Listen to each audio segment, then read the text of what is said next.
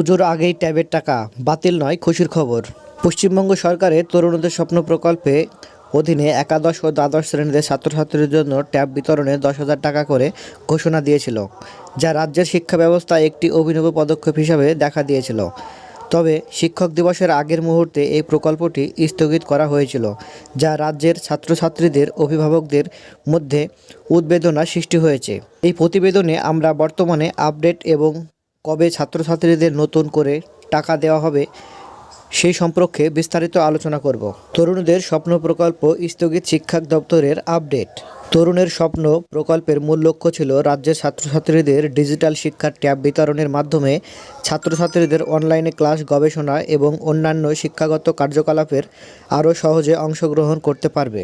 অনেক ছাত্রছাত্রী হয়তো ভেবে নিয়েছিল যে প্রকল্পের টাকা পুরোপুরি বাতিল হয়ে যাবে, কিন্তু তা নয়। আসলে এটা সত্য নয়। শিক্ষা দপ্তরের তরফ থেকে জানা হয়েছে যে প্রশাসনিক ও সংযুক্তি কিছু কারণে এই প্রকল্পটি সম্মিলিতভাবে স্থগিত করা হয়েছে। যদিও প্রকল্পের জন্য বরাদ্দ করা অর্থ প্রত্যাহার করা হয়নি, তবে তা আপাতত স্থগিত রাখা হয়েছে। এই স্থগিতের ফলে রাজ্যের ছাত্রছাত্রী ও অভিভাবকদের মধ্যে উদ্বেদনা সৃষ্টি হয়েছে বলে চলে যে অন্য ছাত্রছাত্রীদের আশা নিয়ে বসেছিল এই ট্যাবের টাকা নিয়ে তারা মোবাইল বা স্মার্টফোন কিনে পুরো দমে পড়াশোনা শুরু করবে তাই বলে। যদিও এই বিষয়ে শিক্ষা দপ্তরের তরফ থেকে এখনও কিছু জানা হয়নি যে ঠিক কবে ট্যাবের টাকা দেওয়া হবে, তবে আশা করা যাচ্ছে পুজোর আগেই ছাত্রছাত্রীরা এই টাকা পেয়ে যেতে পারে।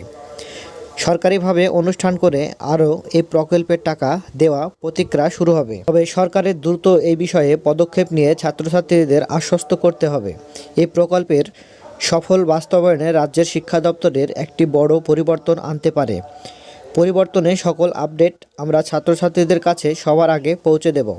সেটা নবান্ন থেকে শিক্ষা দপ্তরে আমাদের সাথে যুক্ত থাকা পশ্চিমবঙ্গ খুঁটিনাটি পড়াশোনা থেকে ক্যারিয়ারের সমস্ত তথ্য পাওয়ার জন্য। ভিডিওটি দেখে আপনার যদি একটু উপকার হয়ে থাকে তো অবশ্যই পেজটি ফলো করে এবং ভিডিওটি শেয়ার করে দেবেন, যাতে বন্ধুবান্ধবীরা এই খুশির খবরটা জানতে পারে।